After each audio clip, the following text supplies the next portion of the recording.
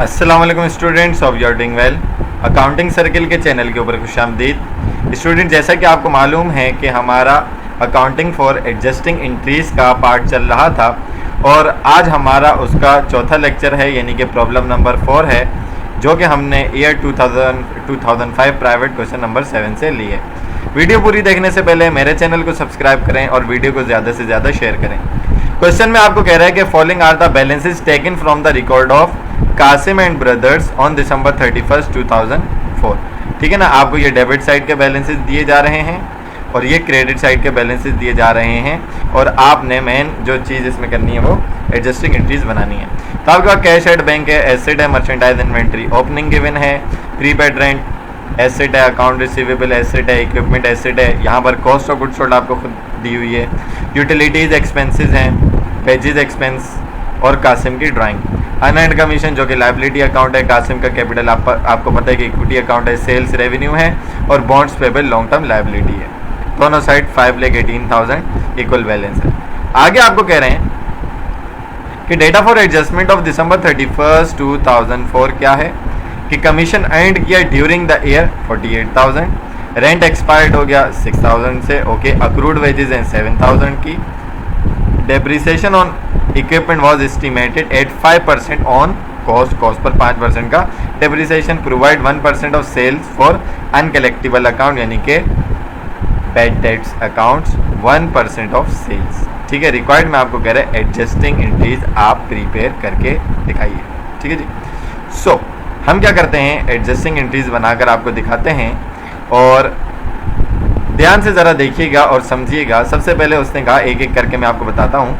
सबसे पहले उसने कहा कि commission earned during the year, इस ईयर में यानी कि 2004 में आपने कितना कमाया कमीशन, 48,000। अनअर्न्ड कमीशन कितना था, 54,000। यानी कि आपके ऊपर लाइबिलिटी या कस्टमर की तरफ से एडवांस जो था वो 54,000 का था, उसमें से 48,000 अर्नड हो गया। तो इसका मतलब क्या हुआ कि टाइटल अलग हैं। जब टाइटल अलग होता है तो नीचे वाले टाइटल से एंट्री बनाई जाती है। तो कमीशन अर्नड हुआ, इनकम बढ़ गई, इनकम बढ़ती है क्रेडिट, और ये लाइबिलिटी कम हो गई तो डेबिट। तो आपकी Kasim brothers adjusting entries, date, particular PR और डेबिट क्रेडिट का कॉलम या सीरियल नंबर आपका है। तो आपकी जो एंट्री बनेगी वो क्या बनेगी, जैसा कि मैंने आपको बताया कि इनकम हो गई 48,000 से क्रेडिट और इतने से ही लाइबिलिटी कम हो गई, unearned commission debit to adjust the commission income account. Okay जी। सेकंड आपके पास उसने आपको कहा रेंट एक्सपायर्ड हो गया। एक्सपायर्ड का मतलब एक्सपेंस हो गया 6,000 रुपये से, इसका मतलब एक्सपेंस बढ़ गया। तो ऊपर देखते हैं क्या था, ऊपर वो आपको कहता है प्रीपेड रेंट 9,000, यानी कि एडवांस दिया था आपने 9,000, उसमें से 6,000 एक्सपायर हो गया। अगेन आपके पास यहाँ पर टाइटल दोनों का क्या है, ऊपर प्रीपेड है, एसेट है, नीचे एक्सपेंस है। तो आप 6,000 से एंट्री बनाएंगे, यानी कि 6,000 का जब एक्सपेंस बढ़ गया तो 6,000 से आपका प्रीपेड कम हो गया, एक्सपेंस बढ़ता है तो debit, rent expense debit, prepaid asset है कम होता है तो credit, prepaid rent credit by ₹6,000 to adjust rent payable नहीं है, ये प्रीपेड रेंट आएगा, ये मिस्टेक की हुई है। ओके जी। थर्ड में आपको क्या कह रहे हैं, थर्ड जो एडजस्टिंग एंट्री है उसमें कह रहे हैं अक्रूड वेजेस हैं 7,000, 7,000 रुपये से वेजेस अक्रूड हैं, यानी कि अनपेड हैं। अब ऊपर वेजेस एक्सपेंस आपके पास जो रिकॉर्ड की हुई हैं वो 45,000 की पहले से हैं, लेकिन 7,000 से मज़ीद अक्रूड हैं, यानी कि ऊपर वाली एक्सपेंस तो है लेकिन पे भी की हुई हैं, ये एक्सपेंस है लेकिन पे नहीं की हुई।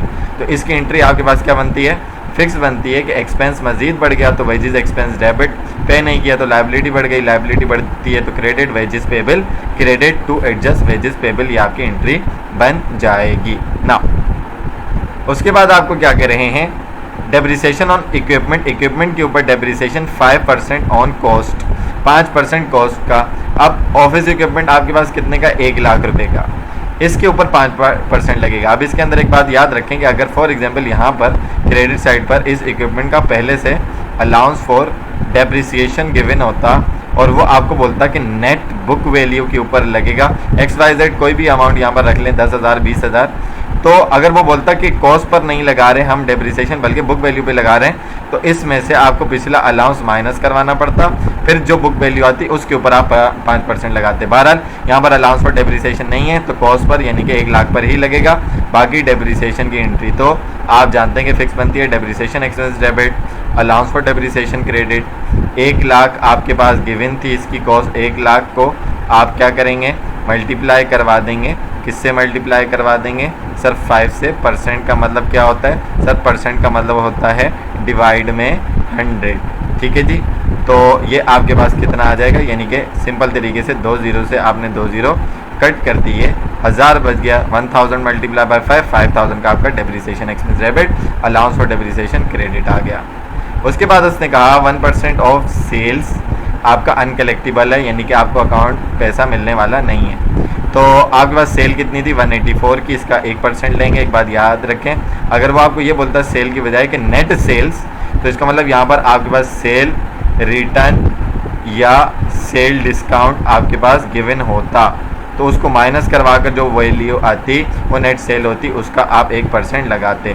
बाय द वे 184,000 का 1% आप निकालेंगे, एंट्री बाकी फिक्स बनेगी। तो 184,000 जो है वो आप लिखेंगे और मल्टीप्लाई करवा देंगे किससे, 1 से। सर कोई फ़र्क नहीं पड़ा, डिवाइड करवा देंगे 100 से। तो क्या होगा 2 जीरो से 2 जीरो जब कट जाएंगे तो 1840 आपका bad debts expense debit, allowance for bad debts credit आ जाएगा। To adjust bad debts expense आप इसकी नरेशन बना लेंगे। सो आई होप कि ये पूरा क्वेश्चन एडजस्टमेंट समेत आपको बहुत अच्छे तरीके से समझ में आ गया होगा। अगर इसके अंदर कोई भी कन्फ्यूजन होती है तो आप कमेंट सेक्शन में क्वेश्चन करके पूछ सकते हैं।